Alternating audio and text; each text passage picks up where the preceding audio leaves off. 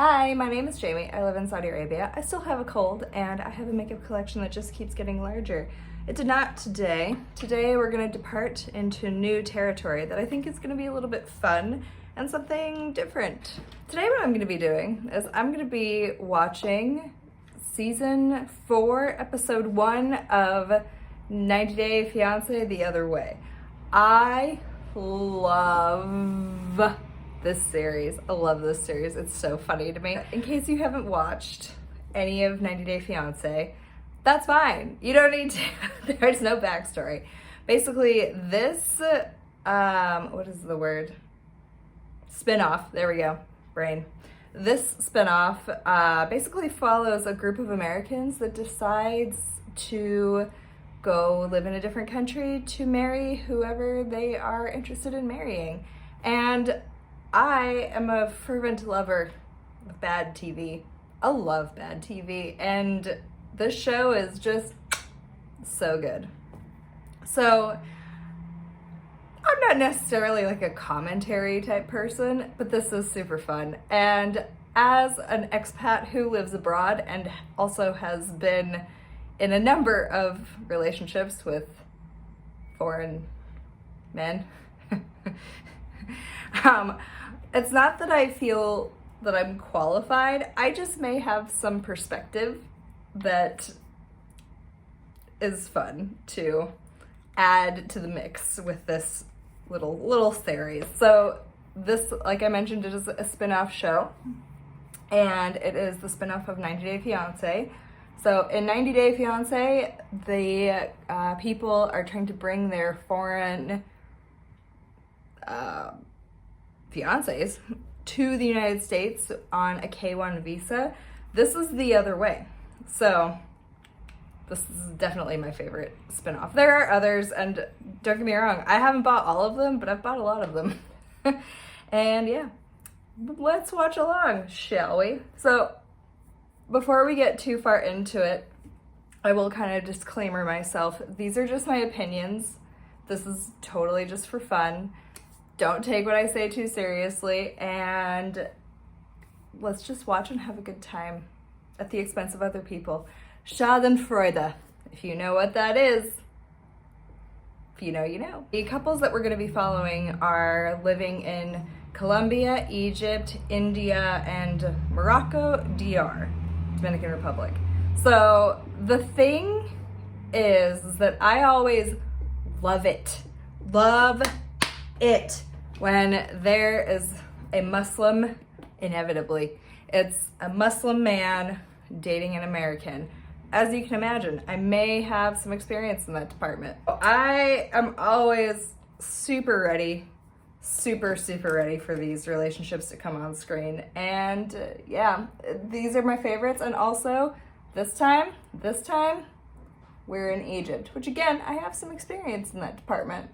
So I gotta be honest, each and every season I'm hopeful and also horrified by the couples from an Islamic country. They're super tropey, they always kind of do the same things, and I have, again, maybe some insight as to why these things are, and it may not be fully or well explained on screen, and I can offer you some perspective on it. I'm not saying it's gonna be nice, but I'm saying it's perspective. So, let's carry on, shall we?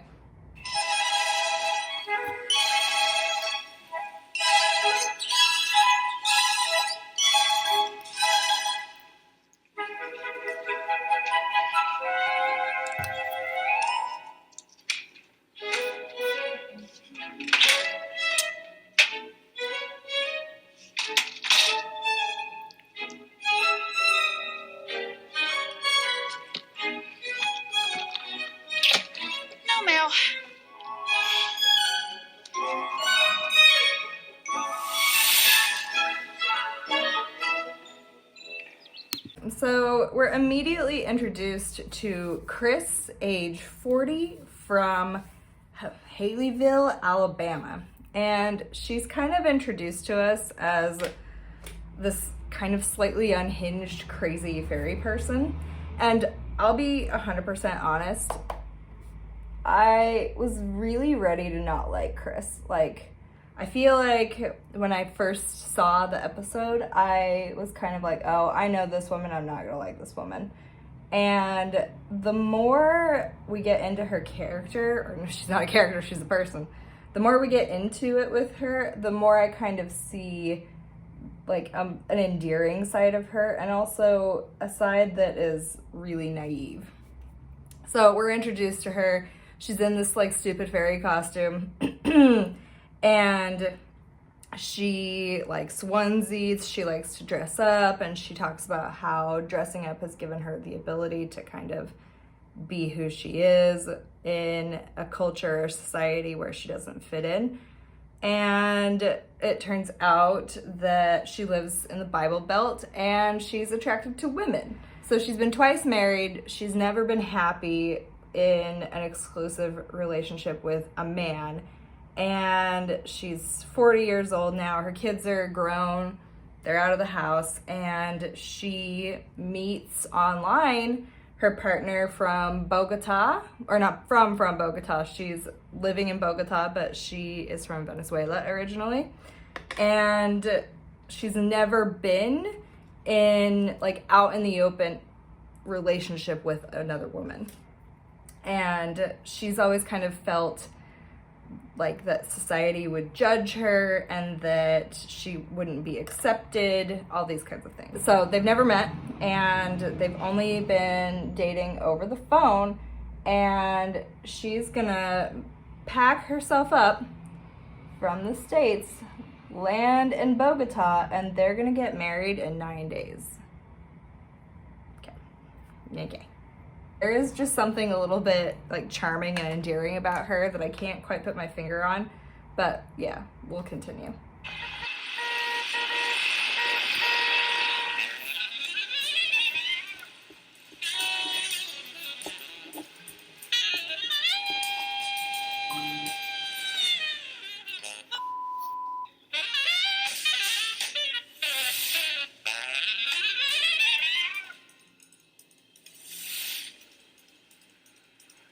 My name is Danielle. I'm 42 years old and I live in the Big Apple.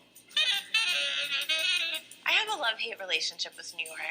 I feel like New York is a toxic boyfriend. Okay, so next up we meet Danielle, who is 42 and living in New York City. And she's kind of introduced to us as this super like kind of brassy lady who's cussing out a cab, and she has a love-hate relationship with New York, but really likes the skincare. I can relate to that, girl. I get you. And to me, she just seems kind of over it. Like, she really details that her day-to-day life is kind of just a struggle. And it's just like, you know, ew. She's just disenchanted with New York life, you know what I mean? She's just kind of over it. She's not really interested in doing it anymore, and it's kind of like in spite of what everyone says, she's just like, guys, listen, this ain't it. I'm out. I'm over it. And she is a high school history teacher. Girl, that might be part of it. First of all, I understand you. I do. In fact, like, Danielle, out of all of the people here, I'm like, you and I, let's be friends. Do you want to be friends? / am I going to be you in 10 years? Yeah. That's highly probable. And she's a high school history teacher, and she also has a side hustle of teaching yoga. So she's been a single mom. She's had 2 live-in boyfriends. It didn't work out, and she has sworn off dating for a minute, and then she met her partner, Johan, and he is a personal trainer in the Dominican Republic. So, first of all, this guy just physically towers over her. Like, I'm curious about how tall he actually is, because she is just a little tiny thing next to him. And he proposed almost immediately to her. So she like went on vacation and then came back like a month later, and then so many days in, he had proposed, blah, blah, blah. You know, that whole thing. And he had proposed to her and gotten like her name tattooed on his chest, and there's a picture of her putting her hand up on his chest with the ring. Good God, you know? So they're just married 5 months later. This is just like, she's going for it. This is what she wants. And I kind of get the impression, and maybe I'm wrong, and maybe I've been living under a rock, but it almost sort of seems like they are on an earlier iteration of this show. So let me know if that is the case, because it just sort of seems like they have enough stock footage of them fighting and like doing their thing or whatever beforehand. Like it's kind of, it all just seems like this has taken place on another show and we're just kind of playing catch up, like Darcy beforehand. If you've ever seen the show before, Darcy, check out Darcy. Wow, wow, wow, wow, wow. In these kind of introductory scenes and in this episode, Danielle seems kind of like new agey and spacey. So for example, she she's into a particular type of spirituality from Africa. I can't really remember what it's called, I'm sorry, but she's into this like certain type of spirituality. She's a yoga teacher, and she kind of is painted as this sort of, yeah, just like hippie-ish kind of woman that isn't quite together. Like she later says that she's gonna manifest success in the Dominican Republic. And in later episodes though, she doesn't seem that way necessarily. Like she's a bit more together. Later, I was introduced to a term that I am not, or I was not previously familiar with, but actually there's a lot of parallels to like this term and kind of like this phenomenon in Dominican Republic that also tends to happen in Egypt. And that term is Sankey Panky. Is that right? Yeah, Sankey Panky. So it's a person, it's a resort guy that like looks for a tourist to like give him money and goods and provide him with a visa and stuff for his family. So there is definitely that kind of happening in Egypt as well, where like, baby, these like resort dudes are ravenous. They are so in it to get you hooked on them, and they are so ready to turn on the charm for you. So if you've grown up in America or a Western country, the guy that you meet at the bar or the restaurant that's super cute, he has all the ability in the world to, in the Western world, later be doing something other than being the guy at the bar or the waiter at the restaurant. He could, you know, just be getting his master's degree and is working on this or that. He maybe just is gonna do something creatively later on down the line.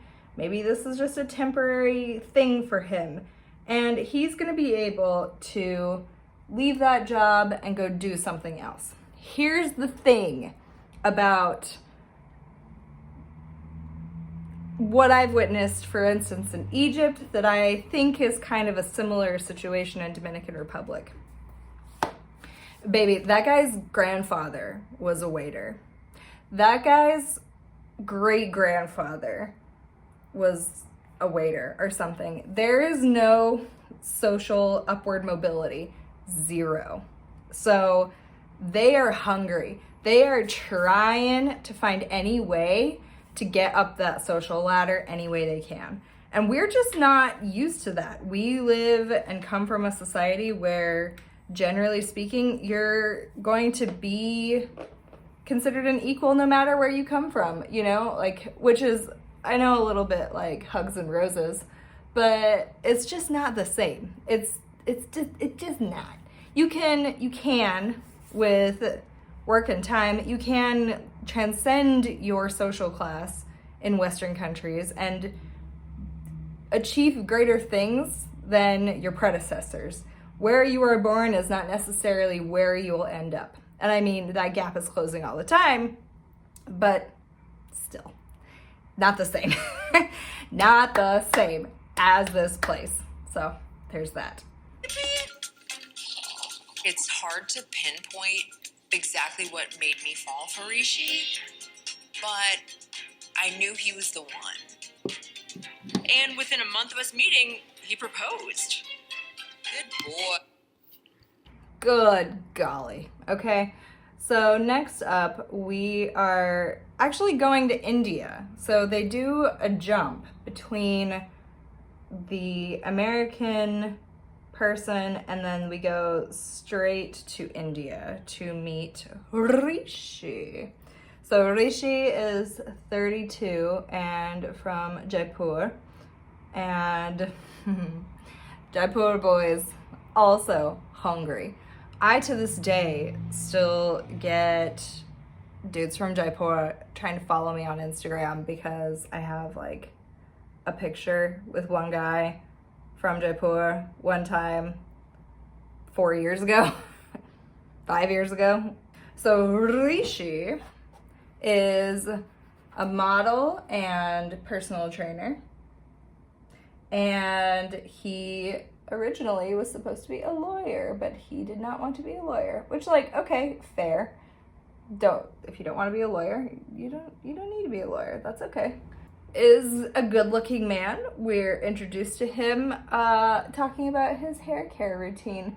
So, you know, you have to hand it to these creators of this show. They really want to kind of set a narrative in motion, you know what I mean? And this definitely accomplishes that this guy is a little bit vain and, you know, potentially a little bit shallow, or that in general kind of the relationship is a bit shallow. So yeah.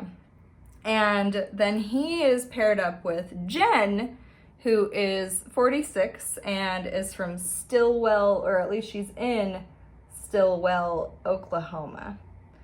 And Jen looks to me like a hot mess, honestly. So Jen is introduced to us in Stillwell, Oklahoma, feeding her cows. That's what she's doing. She's feeding her cows. She's taking care of her farm animals. You know, kind of a country looking girl, you know? And she's pretty. She's a pretty lady. You kind of get the impression early on that she does not have a good track record. So keep that in mind. Rishi also tends to say, like, I don't really have to seek out female attention, and that's how I met my now future wife, Jen. So he's kind of got that arrogance about him, and then she already is kind of coming into this with a bit of a track record. And she is a self-described nomad, and she's kind of unconventional and has this track record. And she says that she met Rishi in the hotel lobby while he was there to do a photo shoot. Okay. Okay. And she says her first impression of him was that he was a douchebag, that she didn't like him. So that begs the question to me, girl, what are you doing? Girl, what are you doing? Your first impression is probably right. I'm gonna tell you. And she also says, it's hard to pinpoint why I liked Rishi. Baby, he looks good, okay? And she says that of herself as well, that she often goes for men who are charismatic and good looking, but they don't end up being fulfilling partners for her. And like, I can relate. I understand. And maybe we need to be a little bit more aware of that going forward in our personal lives. Because like, India's far and not easy. And I can tell you that is a difficult culture to kind of break into. So I like to say, unofficially, of course, but in the world of dating men, and we can all agree we don't like men. We all wish we weren't attracted to men. Men suck. But in the dating world of men, I would kind of like to branch out and say that Arab men are not beginner friendly. They are a difficult bunch to get into. They have difficult family relationships and a difficult culture to understand. Indians, you got your work cut out for you, lady. Like, I mean, Indian culture is like Arab culture, but times 10, okay? Like, it's a lot. And to kind of walk in and not know what you're getting yourself into is not advisable in that context. Again, this is just generalizations. I'm not here to bust up anyone's dreams or be insensitive towards anyone's culture, but like, this is just not even from my, like, I know. I'm sorry, I know. I just do. I'm not gonna tell you how I know, I just know. Okay? If you know, you know, okay? I really don't like that she says it's hard to pinpoint why I liked him in the beginning or in the first place. Because I feel like successful couples know what they like about each other. I'm no expert at all, but I feel like if you asked someone that was or has been married for a long time, they would be able to tell you some things about their partner or the reason that, like, that they really stuck out to them as to why they are in love. And she is just like, I don't really know. And that to me just says, like, I have a very superficial understanding of this person, which is fine for a little while, okay? It's fine for a minute, not long. They are in India, and I guess she came back or something, and then he proposed after 1 month. They haven't discussed the future. They haven't talked about, like, where they're gonna live, and he proposes. Great. So yeah, then COVID happens, da-da-da. So I'm gonna insert a clip of her kind of like spinning out. It's a lot. This is kind of why I'm like, oh no, oh Jen. I really love this guy, and what do you mean? You're not concerned that he's tried to dodge you contacting you? I seem to recall you talking about him not responding. Yeah, I did. I went through some insecurity at the beginning when we were apart. You're not wrong about that. After I first moved back to the States, I kind of spun out a couple times. If he didn't call me, like, at a certain time, I've thought the relationship is over, and I've sent him a couple videos. I'd love to be wrong about this, but I just have a feeling. I have a feeling that you're distancing yourself and that maybe you're not all in. I'll always love you. You're like my first love. But I can let go because I have to love myself. Baby. And I don't like feeling like I'm chasing you. He didn't ghost me or anything.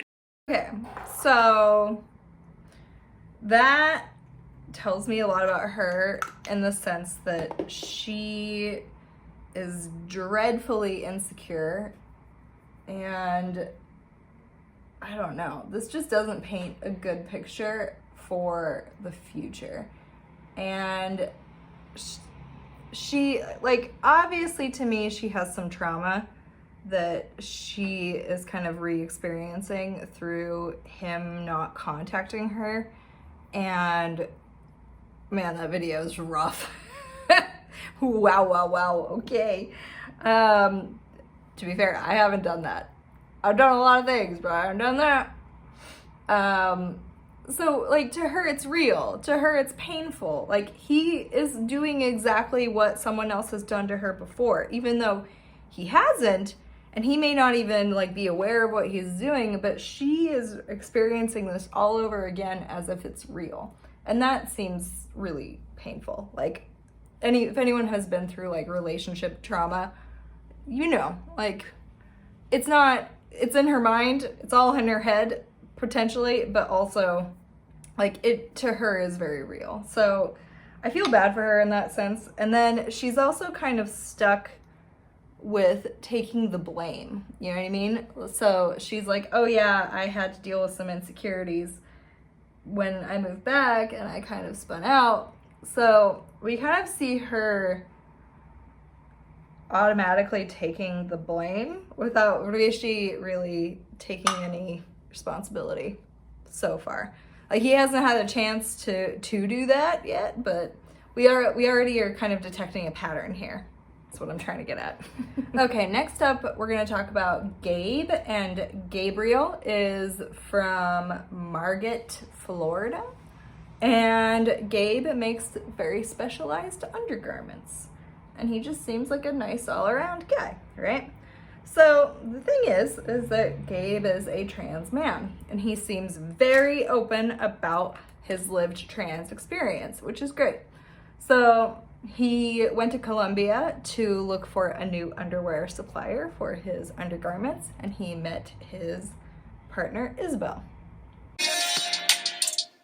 That night, we went out, we was kissing, we was dancing, we was hugging. It was a great night. And Isabel told me that she doesn't have sex on the first night, which I was kind of relieved because she did not know that I was trans.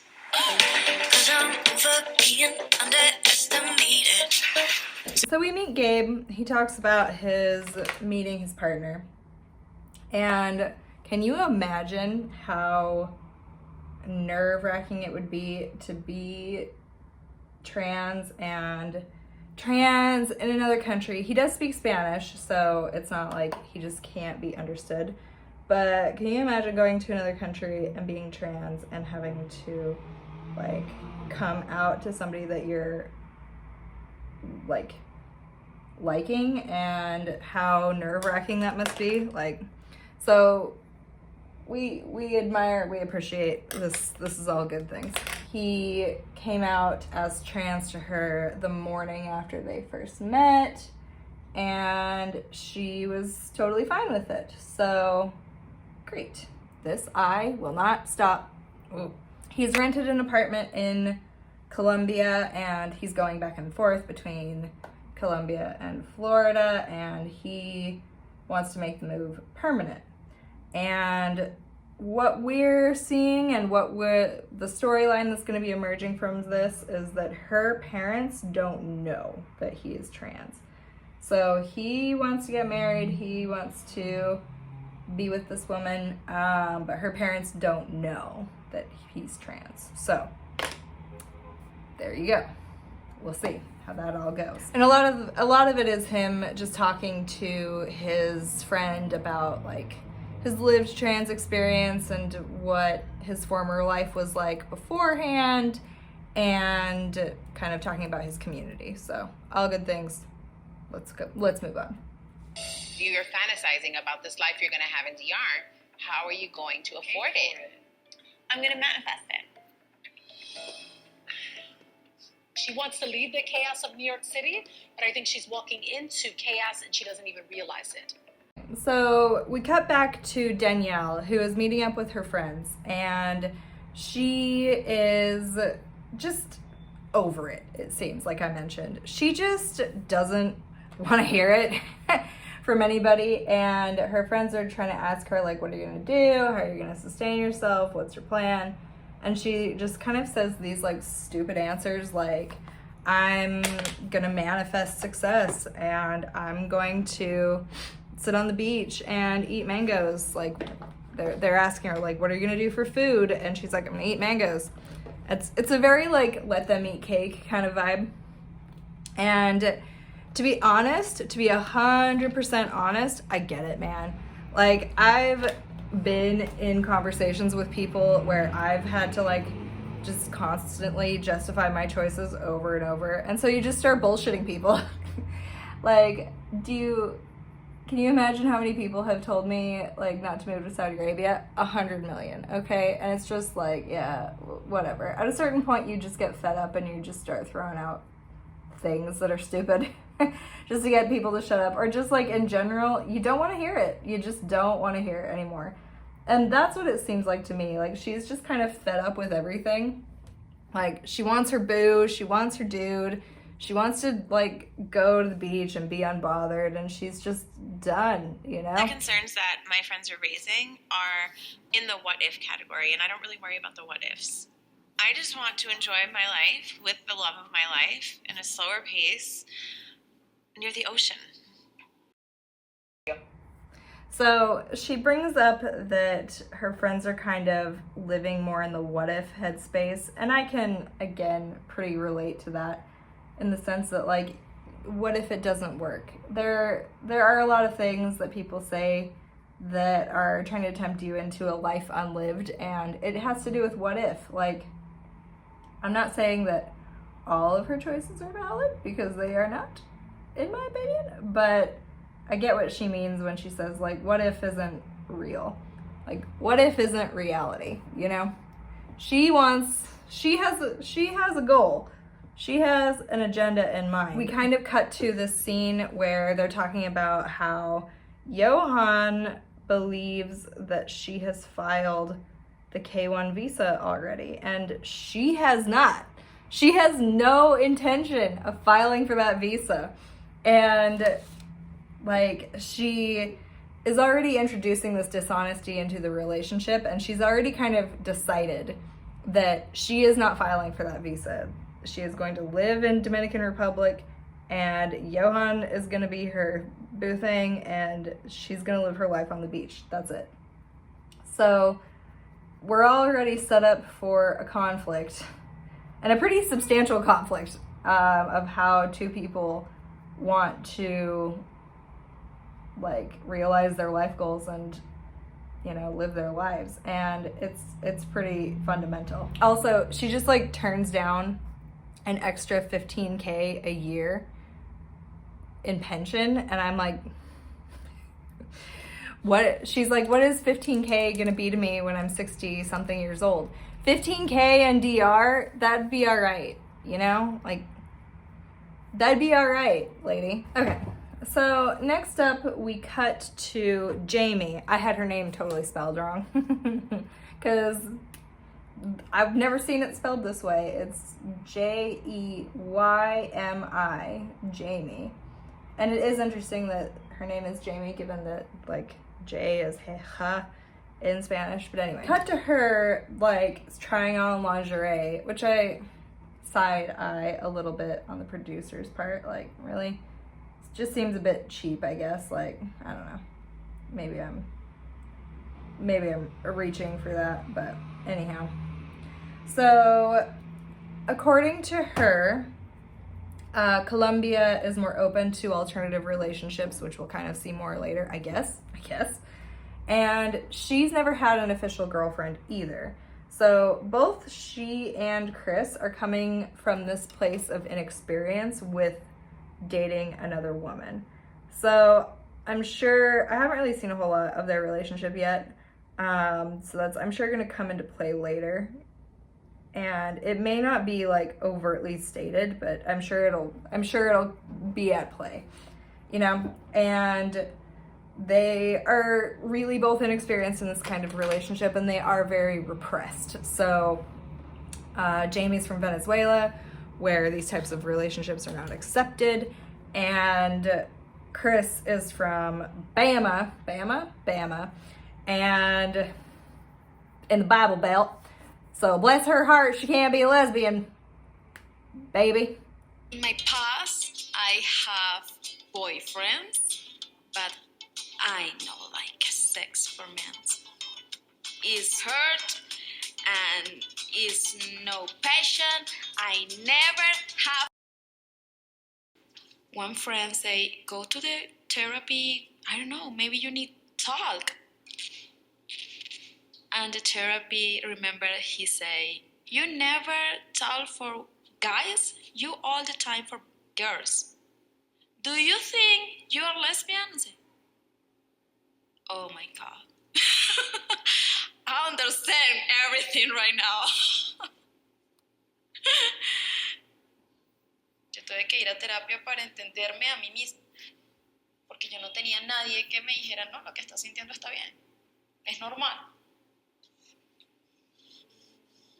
It's very difficult accepting you are lesbian. My friends all the time support me, but I never told my parents. Aún no lo saben. So she's never told her parents, and she herself seems slightly conflicted about her sexuality, and I don't know, we'll see if that comes up more later. However, she talks about not necessarily having a lot of friends in Colombia, and that just kind of automatically makes me think that she's, I don't know, just a little bit more vulnerable, a little bit more at risk. I don't know. But she also says that Chris ghosted her for like 20 days or something, and she ended up just talking to another lady. And then when Chris came back, she ended the relationship or something like that. So this other woman was in Texas, evidently. And yeah, so we can already see a little bit of like a fracture in their relationship, or a potential for fracture in their relationship, based on kind of that incident. I don't know if miscommunication is the right word. We'll see. We'll kind of see on down the line. It goes. Okay, so we next cut back to Danielle, who is now flying to DR, and she is just getting ready to move. She's going to figure out her stuff, and this is her last trip before she moves. And like I said, she ain't interested in coming back to New York. 0%. Joan, I'm from Dominican Republic. I am personal trainer. ¿Cómo se dice tengo? I have 32 years. ¿Sí?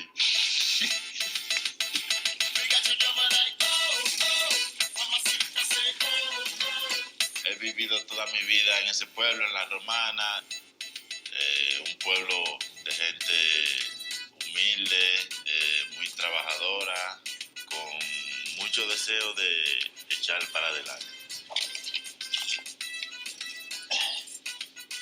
This is for you. No hablo inglés. Entiendo alguna palabra. Descanso. Rex. Me duele el brazo. My arms. Estudio inglés en mi tiempo libre. Dulce. Sweet. Me interesa aprender inglés. No simplemente por Daniel, también por mí, por más oportunidad en los Estados Unidos. Okay, so we cut to Johan, who, for all we know, at this point, is that he is tall, first of all. He showers with a bucket outside and is kind of terrible at English. Not saying that to be mean, I'm just saying, like, he wants these opportunities in the States, but his English is terrible. Okay, I'm allowed to say that. My Arabic is awful. He also says of Danielle, who, mind you, is the person that he is intimate with, that she is sensible and sweet, which gives me, like, I'm looking for a mommy. Are you my mommy? Sensible. She isn't sensible, technically. Like, by many people's definitions, not sensible. So we see them meet at the airport, and it's really cute, and Danielle has two objectives. She needs to find an apartment, and she also needs to tell her husband, who is very eager to go to the United States, that she did not actually file for that visa. And she's got to explain for that. And they're like talking to the camera crew, and he's like, "Como? Give me? Beg your pardon? Wait, I'm not going to New York tomorrow? Okay. She's kind of like, whoopsie doopsie, I changed my mind, la la la la. And yeah, all I have to say to him is like, well, not all I have to say, I'm sure. I'm sure there are more things that I will eventually say, but go visit. Go visit. It's not that great. I mean, sure, my family's there and everything, but like, I like my family. That isn't not my family. Like, meh. I'm from Idaho, okay? Moving on, back to Gabe. And Gabe in this bit, we kind of see that he has sort of a checkered record as well when it comes to relationships, and that he has a sister, and his sister believes him to be kind of impulsive. So this is evidenced by the fact that he is getting his not fiance, partners, whatever, tattooed on him, his or her name, Isabel. And then we also come to find out that he has a former partner's name still tattooed on him and that he's getting blacked out. And we learn as well that Isabel has 2 kids. They are ages 16 and 11. And we also learn that Gabe has previously said that he does not want to be in a relationship with someone who has kids. So there's kind of baggage on both sides. This is how this is already being set up. So it initially looks like a pretty pure relationship where Gabe feels accepted and that she really loves him, but we're also kind of seeing that they're gonna both come to this relationship with their things. So just a little short clip there. Also that his sister doesn't buy it. She doesn't buy it. She's, I don't know. So then we cut back to Chris, who at this moment in time, what? There's purple right there. So at this moment in time, Chris is literally like tearing apart her house. And we learn that her dream house has all but burned down and she's lost everything. So she has 2 houses, one next door to the other, and the one that she was going to like have as a rental or whatever has burned almost to the ground. And it was a super cool house. It does look like a cool house, I will say. And then she's in there pulling things off the wall, talking to her mom. And she's also talking about how she's going to be renting the house next door, like a rent-to-own situation for extra income. So she's kind of trying to like get the woodwork together to go. And she talks about how she has been working a lot. She's had 2 jobs and doing various things. And Chris told me that she was going to go to Columbia and marry a lady. It was really kind of a big surprise all at one time to me. She never brought a lady home to meet me, never spoke of it at all. I'm a devout member of the church, but I believe it's not our place to judge. It's Heavenly Father's place to judge. She's been through a lot of things, and I hope this will bring her happiness. It's one of the things I worry about going down there is when you have your health care issues, you know. Have you and Jamie talked about your narcolepsy? Does she understand how it affects you and what it does to you? She says she does, but until I'm actually there and she experiences it firsthand, she's not really going to. I find the relationship with her mother really, really interesting. So we learn about the narcolepsy and we learn that she was sending money to Jamie while Jamie was talking to somebody else, which is a big like, ugh. One of my worries at the beginning was that, you know, this might just be a scam and that she might be just trying to get whatever she could get from whoever she could get things from. I imagine that Jamie has had a much harder life than we experience here. I would like to think that all will go well. But on the other hand, if it turns into something that she didn't bank on, it's going to be a big hurt, a big fall. It's your decision, it's your life, and she seems like a very nice lady. But you can't know that, and I can't know that until you go and you find out. So, proof is in the pudding, so to speak. So, we know that the other woman reached out to Chris in order to let her know that Jamie was talking to, oh no. The other woman reached out to Jamie, the other woman that was talking to Jamie, brought it back, reached out to Chris and let her know what was up. And it was like, hey, I've been talking to this girl, and this happened while Chris was sending her money. And like I said, kind of all these fractures are already happening, you know? Like, I'm not saying I know what's gonna happen because I don't, but we can see kind of the potential for this particular couple to get into trouble, not just exclusively because there's a lapse in trust, but also just because they both have inexperience and they're both, again, kind of coming from a place where they've been repressed and have probably had some bad experiences. So it's going to be interesting. It's going to be fascinating to see how that all plays out. So one thing that I liked and appreciated about this episode was that it showed Chris's mother being really supportive. Like, this is a supportive parent. The thing is that I've had conversations like that with my parents, where my parents are like, you're just not gonna know until you do it. Like, I'm not gonna be the person to stop you. I'm worried, I have concerns, but I'm not gonna be the one to hold you back.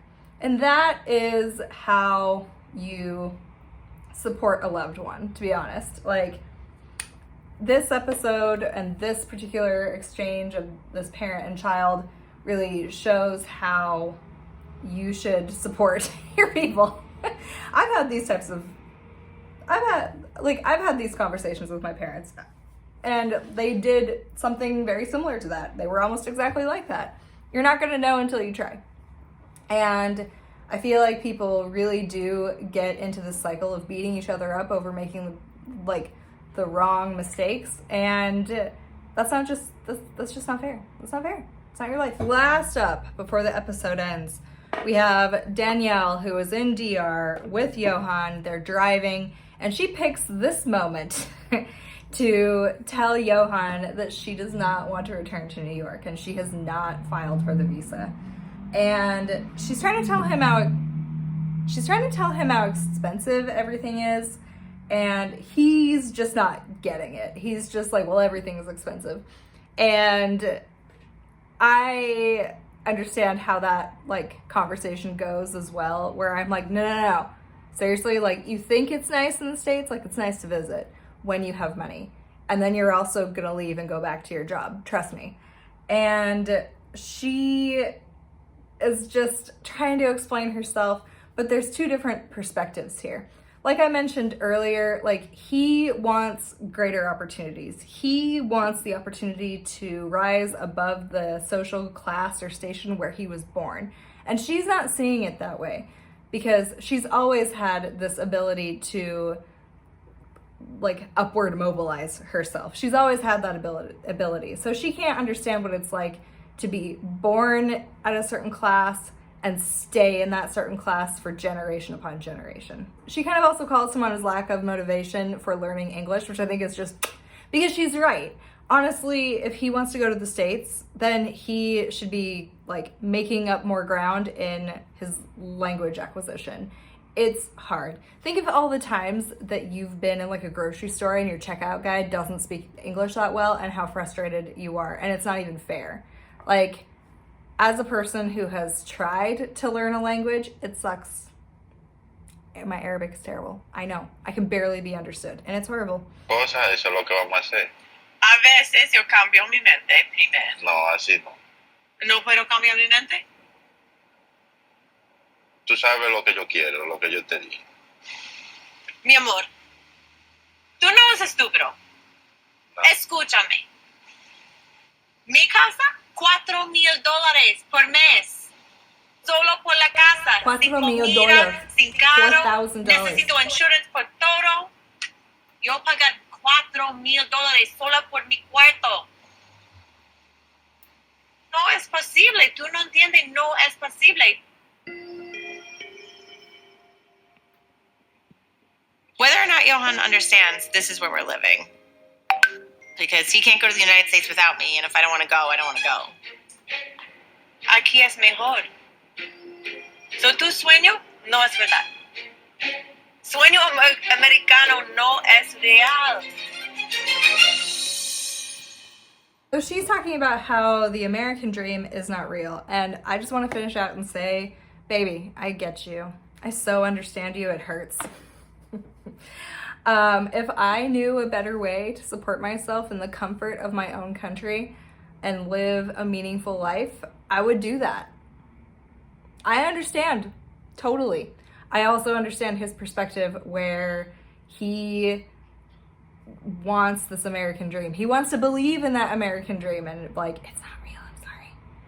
So we're also kind of seeing at play immediately a power dynamic that is gonna be really rocky, because he comes from this culture of like machismo and man always knows best, and she's literally the one who holds all the cards. She has the money, she has the citizenship he wants.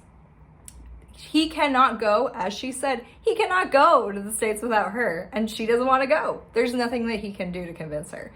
It's clear. So there's a very distinct like power dynamic that is in play that is gonna really rub him the wrong way. We already know. All right, this is the makeup. I hope you enjoyed. So on the next episode, I'm gonna get even spicier, because on the next episode, we're talking about Egypt. And it's gonna be good. It's gonna be a good one. So please feel free to come back, like, comment, subscribe. Let me know what you wanna see, and have a nice day. Thanks. Bye.